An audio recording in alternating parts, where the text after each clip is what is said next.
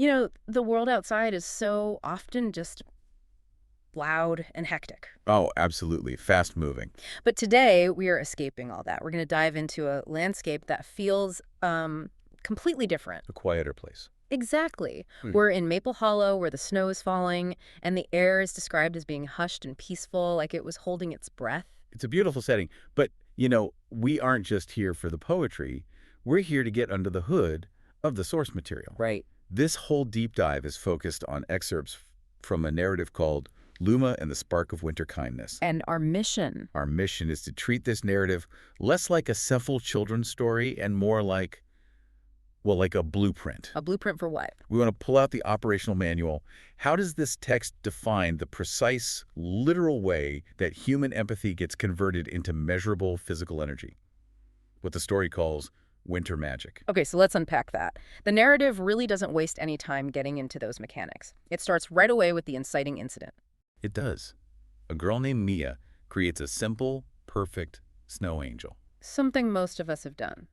But here, in this world, that act of creation has these immediate, almost kinetic results. Exactly. The formation of the snow angel acts as a kind of a conduit, or maybe a catalyst. A catalyst, yeah. The text gives us 3 immediate, really strange and specific observations that signal something's changing, from the mundane to the magical. Okay, so what are they? First, we're told the angel's wings shimmered. Then, its outline began to glow softly, like moonlight on ice. And then the crucial detail. The snow angel blinked. And that's the signal, right? The material, the snow, is suddenly animated by some other force. And this kinetic snow angel, it actually sits up. This is Luma.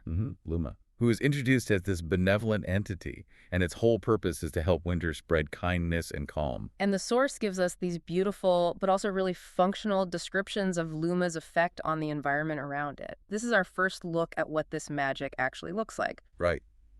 Luma's presence literally changes the atmosphere. It floats, it leaves tiny sparkles, and the snow, wherever it hovers, it glows brighter. And, this is critical, it feels softer. So you get this immediate sensory feedback. Exactly. Visuals, texture, it establishes the baseline. Lima is the physical, observable proof of winter's kind potential. And for you listening, this is key. We're looking for the inputs that keep Lima going. Which brings us almost immediately to the central problem. Right. Despite this power and this purpose of spreading calm, it's established right away that Luma is growing weak. So that raises the main conflict. If Luma represents the best of winter, what external force is draining its energy? And the diagnosis the text gives is so specific, it's almost a piece of social commentary. Oh, so? Luma's power isn't being diminished by something physical, like a blizzard or a warm front. The weakness is caused entirely by human behavior. What behavior? The source states that people have been rushing so much and are forgetting to slow down and care for one another. That is such a profound choice for an antagonist. It's not some monster. It's haste. If you look at it analytically, the fundamental drain on this winter magic is just a lack of presence, relational neglect. The speed of modern life is literally causing physical distress to this magical being. It creates a direct inverse relationship. The faster people move and the less they connect, the weaker Luma becomes. And that's so relevant, I think, because the narrative is mirroring a very common modern anxiety, the feeling that we're just too busy to be empathetic. So Luma's physical suffering is the metaphorical cost of prioritizing efficiency over connection. That's it. That establishes the stakes for the children in the story. And the kids, Mia, Max, and Harper, they get it immediately. They don't try to solve this magical problem with more magic. They see it as a social problem. And they ask the right question. How can we help? Yeah. And their question shifts the whole narrative, right? From diagnosis to prescription. What's so fascinating is Luma doesn't send them on some epic quest. No scavenger hunt. No. The solution is right there. It's local and it's immediate. Okay, so let's get into that action phase, because Luma basically gives them a targeted list of needs right there in the playground. And that's a key operational lesson in this whole narrative. Effective kindness has to be perceptive. It has to be targeted. So what does Luma point out? 2 specific situations that have been overlooked. First, a little boy sitting all alone on a bench, just rubbing his hands together. He's clearly isolated and cold. And the second situation is even more nuanced, isn't it? It highlights the psychological side of things. It really does. Another kid had fallen down, but Luma clarifies that this child looked embarrassed, not hurt, just unsure. That distinction is so important. Absolutely vital. The kid isn't physically injured. The wound is social. It's emotional. So the intervention needed isn't a bandage? No, it's validation. It's emotional reintegration. This tells you that the kind of empathy that fuels Luma is just as much about healing invisible social discomfort as it is about, physical aid. So if the drain on Luma's power is social neglect driven by speed, Then the solution has to be proactive engagement driven by attention. the children get to work, providing what we can pretty much define as a portfolio of empathy. Let's break down the 3 acts because they really are the instruction manual. Okay, first up is Mia's act. This directly addresses the isolation Luma pointed out. The boy on the bench. Yep. Mia walks right up to the lonely boy and invites him to build a snow fort with her. This is pure inclusion. It's not just giving him something, it's providing a shared collaborative purpose. It turns isolation into connection. Which is a much harder intervention than just handing him a hot chocolate. It's creating a new shared context. The story seems to understand that collaborative activity is a powerful antidote to feeling overlooked. Then you have Max's act. This tackles that second situation Luma highlighted.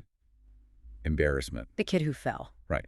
Max helps the fallen kid up, but the crucial detail is what he does next. He laughs with him to make him feel better. Not at him, with him. Exactly. It's not mocking, it's normalizing. By sharing a laugh, Max diffuses that awkwardness. He signals that vulnerability is okay and changes the moment from shame into a shared, lighthearted experience. Which suggests that validation itself is a measurable energy source in this magic system. It's an active emotional exchange. I wonder, what if Max had just helped the kid up silently? Would that have generated the same amount of magic? The text implies no. It implies that shared laughs, that emotional tone, is the critical ingredient. That subtle difference is really the core insight here. Kindness has to have an intentional emotional quality, not just be a physical movement. Okay, so that's 2. What's the third? And finally, we have Harper's act.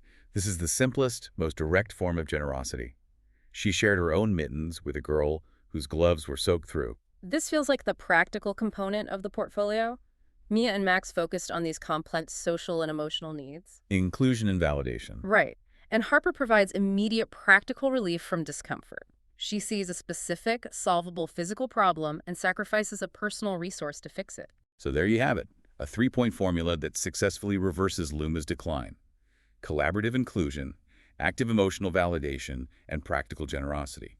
Those are the inputs. Now we get to move from the actions to the consequences, and this is where the narrative structure becomes so explicit. It's like a formula. Immediate feedback loop. It treats the magic like a precise energy exchange.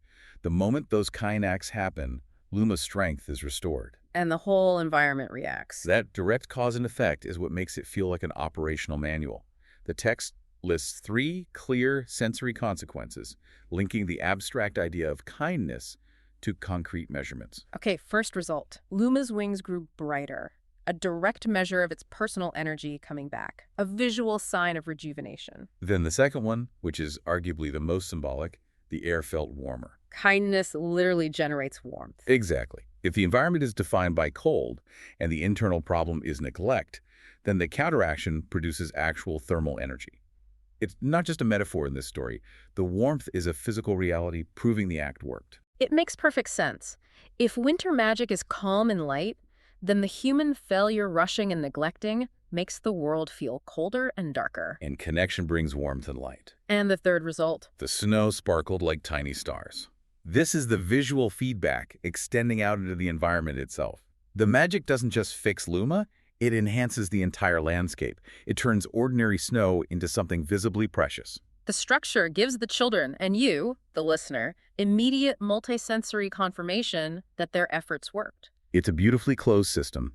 Action creates a measurable enhancement, and the system hits its peak state when Luma is fully restored, shining like a glowing lantern against the winter sky. Luma becomes this beacon, proving the formula was a success. And that restoration is followed by Luma's definitive final statement, which basically sums up the entire thesis of the text. What does Luma say? Luma states it very clearly. Kindness gives winter its magic. It completely reframes magic from being some inherent force of nature to a conditional, earned resource that depends entirely on human behavior. So, what happens then? Luma is revived, the lesson is learned, and then the snow angel gently floats back down, settles into the snow, and becomes still and peaceful again. the magic goes dormant. And that part is critical for understanding the mechanics here, the energy conservation. The return to a dormant state isn't a depletion. It's a necessary conservation of that stored energy. It establishes that the whole thing is cyclical. Exactly. The magic has to be recharged by acts of kindness, but once it's charged, Luma can wait dormant until the next time the energy drain human haste and neglect requires an intervention. And the final promise Luma gives ensures that the magic is perpetual, as long as the condition is met. Mia asks if they'll see Luma again. And the message is crystal clear. Every time someone chooses kindness in the cold, The magic is always just waiting there. always waiting, provided the action is taken. The core takeaway for you is so efficient. Small, targeted, caring actions have measurable physical results in this world. Kindness brings tangible warmth and light. It's a system that rewards repeated, observant empathy. And if we look back at that original flaw, people rushing too much, the lesson is so practical for us. The children's success was based entirely on them slowing down long enough to see what Luma pointed out. The boy rubbing his hands in isolation, and the kid looking embarrassed, not hurt. So if the mechanism of failure is high-speed social neglect, The mechanism of success is attention and intentional presence. The whole story is a quiet call to just slow down. Prioritize seeing the invisible needs around us, knowing that those small acts generate a real restorative energy. the story ends not with some grand farewell, but with a practical, repeatable plan. The kids have fully internalized the mechanism. Oh, totally. Max, recognizing how the power source works, he suggests, so, same time tomorrow. And Mia responds, making that commitment to keep it going. Snow angels every day. And that response is the proof.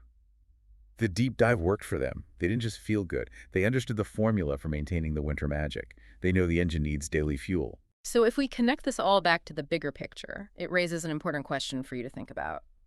We established the failure condition for Luma was people rushing and neglecting one another. Mm-hmm. If Luma returns every time someone chooses kindness in the cold, what are the daily implications of choosing to see the potential for that snow angel effect in our own busy, high-speed lives? Think about the opposite of rushing. It's not just being idle. It's attention. The magic, the warmth, the brightness in this story. It all depends on that conscious choice to pause, to notice, and to intervene with a targeted act of inclusion or validation or generosity. The moment you choose attention over haste, You might just be fueling the magic. the moment of magic is waiting in that pause.